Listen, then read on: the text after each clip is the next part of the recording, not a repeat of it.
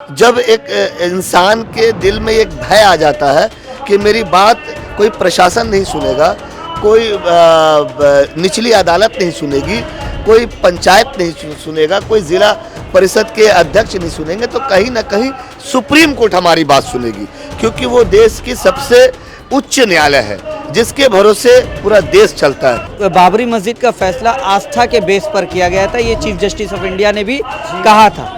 क्या लगता है इस बार भी आस्था के बेस पर ही फैसला किया जाएगा वक्फ बोर्ड का, या फिर वक्फ बिल का, या फिर संविधान के दायरे में इसका फैसला होगा? प्रधानमंत्री ऐसी बातें को लोगों तक पहुंचाने की कोशिश करते हैं जिस बात का ना हाथ है ना पाँव है।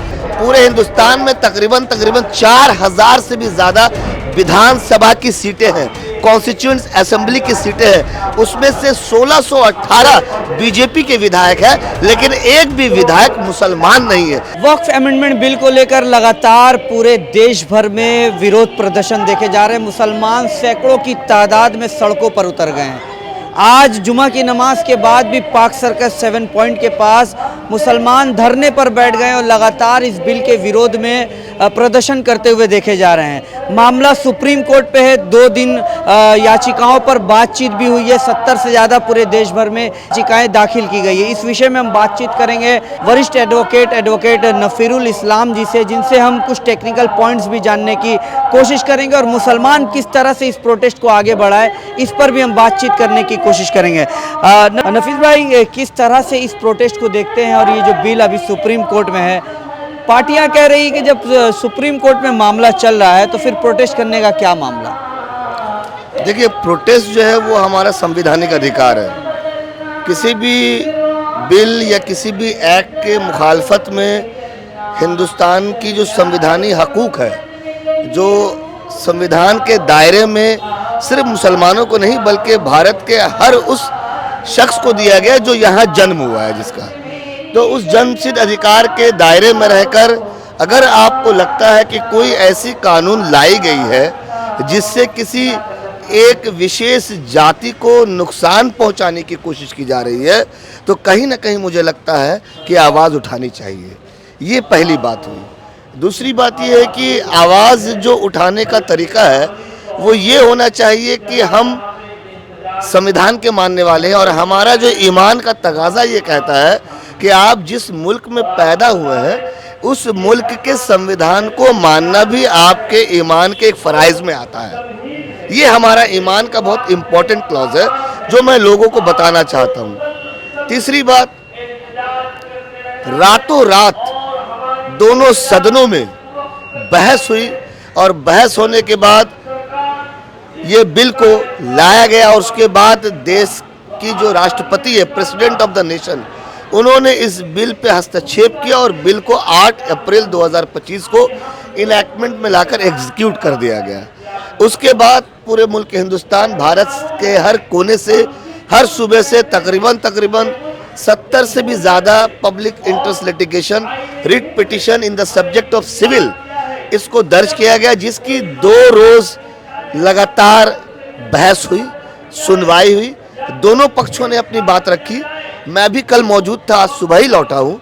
मैंने अपनी आंखों से वो मंजर देखा है सुप्रीम कोर्ट में, जो मैं लोगों को बताना चाहूँगा कि कहीं ना कहीं जब एक इंसान के दिल में एक भय आ जाता है कि मेरी बात कोई प्रशासन नहीं सुनेगा, कोई निचली अदालत नहीं सुनेगी, कोई पंचायत नहीं सुनेगा, कोई ज़िला परिषद के अध्यक्ष नहीं सुनेंगे, तो कहीं ना कहीं सुप्रीम कोर्ट हमारी बात सुनेगी, क्योंकि वो देश की सबसे उच्च न्यायालय है जिसके भरोसे पूरा देश चलता है।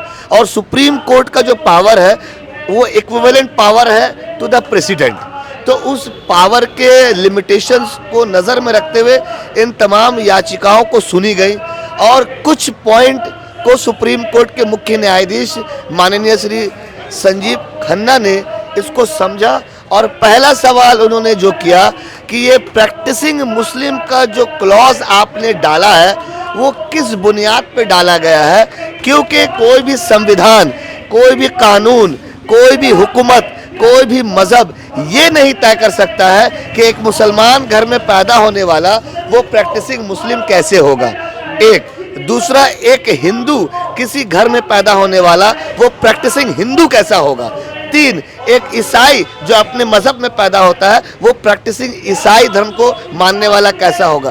तो इन तमाम बातों को कोर्ट ने समझा और यही वजह है जब कोर्ट ने ये सवाल किया तो देश के सॉलिसिटर जनरल जो भारत सरकार को रिप्रेजेंट करते हैं, सॉलिसिटर जनरल तुषार मेहता ने इसके जवाब में कुछ नहीं कहा और उन्होंने यही कहा कि मुझे वक्त दिया जाए, मुझे सरकार के हिदायत के बाद जवाब देने का मौका दिया जाए। नफीस भाई, यहाँ एक चीज़ ये भी है कि जिस तरह से बाबरी मस्जिद का फैसला आया था, सुप्रीम कोर्ट पर पूरे देश को भरोसा है, हमें भरोसा आपको भी है, लेकिन बाबरी मस्जिद का फैसला आस्था के बेस पर किया गया था, ये चीफ जस्टिस ऑफ इंडिया ने भी कहा था।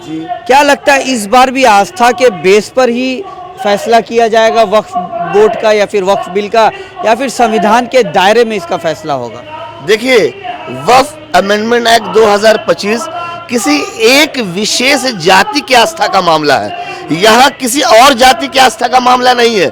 तो मुझे लगता है कि संवैधानिक दायरे में जो अनुच्छेद 25 और 26 जिसमें साफ साफ लिखा गया है कि एक इंसान जो जिस मुल्क में पैदा होता है, जिस मजहब में उसकी परवरिश होती है, वो अपने परवरिश के दायरे में रहकर किस मजहब को कैसे पालन करेगा, उसका उल्लेख, उसका डेफिनेशन आर्टिकल 25 और 26 में साफ साफ बताया गया है। ये एक विशेष जाति से जुड़ा हुआ मामला है।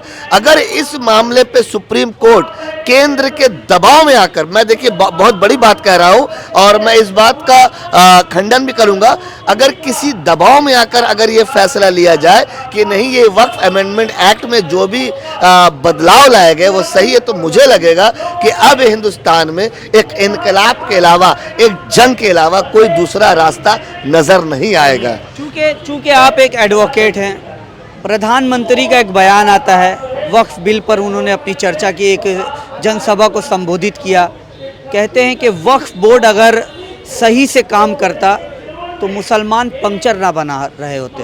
तो इस स्टेटमेंट को एक कैसे देखते हैं आप? देखिए, प्रधानमंत्री ऐसी बातें को लोगों तक पहुंचाने की कोशिश करते हैं जिस बात का ना हाथ है ना पाँव है, उनके जुबान में जो कुछ आता है वो बोल देते हैं, पहली बात। दूसरी बात यह है कि वक्फ का मामला एक विशेष समुदाय, एक विशेष जाति जिससे मैं भी बिलोंग करता हूँ, लेकिन अगर ये सवाल हम लोग प्रधानमंत्री से करें कि अगर ऐसा ही है तो फिर Vaishno Devi shrine act, Tirupati Tirumala endowment act, Tamil Nadu में, आंध्रा में, केरला में इस तरह के बहुत सारे एक्ट हैं, उसमें जो घोटाले किए गए हैं उसमें बदलाव लाने की कोशिश केंद्र सरकार ने अब तक क्यों नहीं की? सिर्फ और सिर्फ वक्फ पे ही उनका ये सवालिया निशान क्यों अटका हुआ है? और मैं आपको बहुत बड़ी बात बता दूं, पूरे हिंदुस्तान में तकरीबन 4000 से भी ज़्यादा विधानसभा की सीटें हैं, कॉन्स्टिट्यूएंट असेंबली की सीटें हैं, उसमें से 1618 बीजेपी के विधायक हैं, लेकिन एक भी विधायक मुसलमान नहीं है। तो क्या प्रधानमंत्री को ये सवाल, ये सोच नहीं आता है कि जहां मेरे पार्टी के अंदर ना एक सांसद है ना एक विधायक है, फिर वो किस मुसलमान की भलाई की फराइज की बात करते हैं? एक आखिरी सवाल ये होगा कि जिस तरह से कई राज्यों में ये कहा गया बिल पास होने के बाद कि हम अपने राज्यों में इसको लागू होने नहीं देंगे, चूंकि आप एडवोकेट हैं, क्या संविधान मतलब लॉ में कुछ इस तरह का क्लॉज है कि जैसे राज्यसभा और लोकसभा में पास होने के बाद प्रेसिडेंट ने साइन भी कर दिया, लॉ बन गया, तो कोई राज्य के पास ये अधिकार है कि उसको लागू होने ना दे?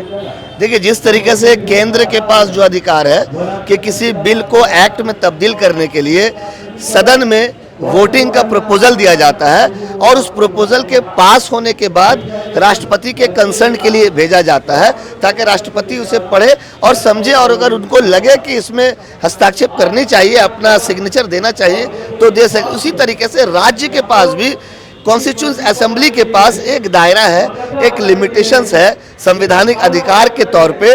अगर इस चीज़ को असेंबली में रखा जाए और असेंबली में वोटिंग के जरिए से अगर ये पाया जाए कि नहीं ये बिल किसी एक विशेष समुदाय के खिलाफ है तो कहीं ना कहीं राज्य उस संवैधानिक दायरे में रहकर इस बिल को अपने राज्य में इम्प्लीमेंट करने से रोक सकती है। यही वजह है कि यूनिफॉर्म सिविल कोड आप देखिएगा उत्तराखंड में और गोवा में तो इम्प्लीमेंट हो गया है, लेकिन भारत के दूसरे राज्यों में अभी तक इम्प्लीमेंट नहीं हुआ है। जैसा कि अभी आपने सुना एडवोकेट नफीरुल इस्लाम जी से हम बातचीत कर रहे थे, बिल के बारे में बहुत ही डिटेल में उन्होंने बात की, साथ ही साथ बिल में क्या प्रॉब्लम्स है, किसको चेंज करना चाहिए, इस पर भी उन्होंने बात की। इस वीडियो को आप कैसे देखते हैं कमेंट करके ज़रूर बताएं। खबरी लाल को यूट्यूब पे सब्सक्राइब और फेसबुक पे फॉलो करें। जय हिंद, जय भारत।